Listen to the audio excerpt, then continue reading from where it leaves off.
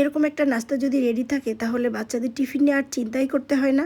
আর বিকেলে চায়ের সাথে তো আরও মজা। যখন তখন যদি কোনো গেস্ট আসে তাহলেও এটি ফ্রিজ থেকে বের করে চট করে ভেজে দেওয়া যায়। আসসালামু আলাইকুম, রুমাস রেসিপি আরএস থেকে আমি রুমা। তো আমি চিকেন রোল নিয়ে চলে এলাম। তো আমি প্রথমে পেঁয়াজ দিয়ে দিলাম তেলের ভিতর, দিয়ে পেঁয়াজটা হালকা করে ভেজে দিয়ে দিলাম রসুন বাটা, আদা বাটা। এটা দিয়ে ভালোভাবে মিক্সড করে তারপরে আমি দিয়ে দেব হলুদের গুঁড়ো, জিরার গুঁড়ো, তো তেজপাতা। এগুলো আমি এখন মাংসের কিছু মশলা দিয়ে আমি এটাকে ভালোভাবে কষিয়ে নেব। তারপর আমি এই যে বুকের মাংস চিকেনের, এটি আমি আগে থেকে সুন্দর করে টুকরো টুকরো করে কেটে ধুয়ে রেখেছিলাম, সেটি দিয়ে কষিয়ে তার ভিতরে আমি দিয়ে দিলাম আলু। আমি খোসাসহ আলু নিয়েছি, যেহেতু নতুন আলু, তো কেউ চাইলে খোসা ছাড়িয়ে নিতে পারেন। দিয়ে দিলাম টমেটো কুচি করা। তো টমেটো দিয়ে আমি ভালো করে একদম নেড়ে চেড়ে সুন্দর করে আমি দিয়ে দিচ্ছি লবণ।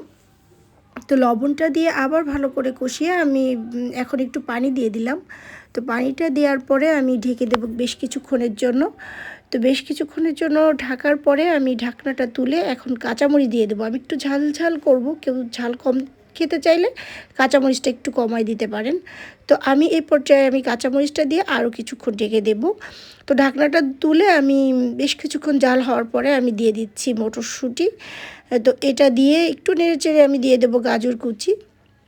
গাজর কুচিটা দেরি করে দিচ্ছি যাতে কালারটা খুব সুন্দর থাকে। তো এই পর্যায়ে ঢেকে দিয়ে দেখতেই পাচ্ছেন অলমোস্ট কিন্তু সুন্দর হয়ে গেছে।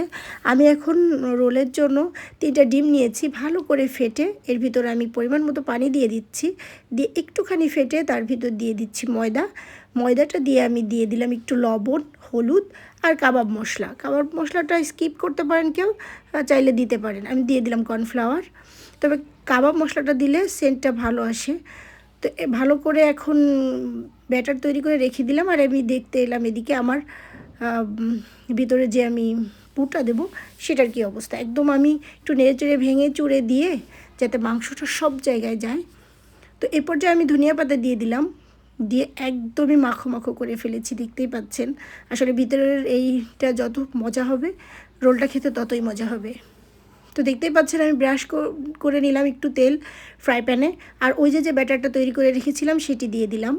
তো সেটি দিয়ে আমি একদম সুন্দরভাবে এই যে নামিয়ে এখন আমি ওই যে রান্না করে রেখেছিলাম চিকেন দিয়ে, আলু দিয়ে, সব কিছু দিয়ে, তো ওখান থেকে আমি ভিতরের যে পুরটা নিলাম, নিয়ে সুন্দর করে দিয়ে দিলাম আমি একদম একটা সাইডে। আর আরেকটা সাইডে আমি যে ব্যাটার বানিয়ে রেখেছিলাম আটকানোর জন্য লাগিয়ে দিলাম। সুন্দরভাবে ভাঁজ করে দিচ্ছি, দেখতেই পাচ্ছেন।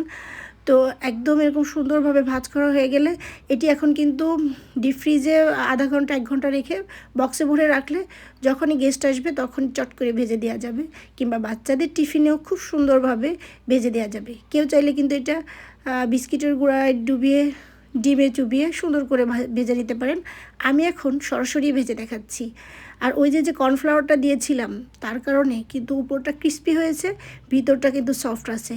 খুবই মজার একটি রেসিপি, আশা করি ট্রাই করবেন। Thanks for watching. আল্লাহ হাফেজ।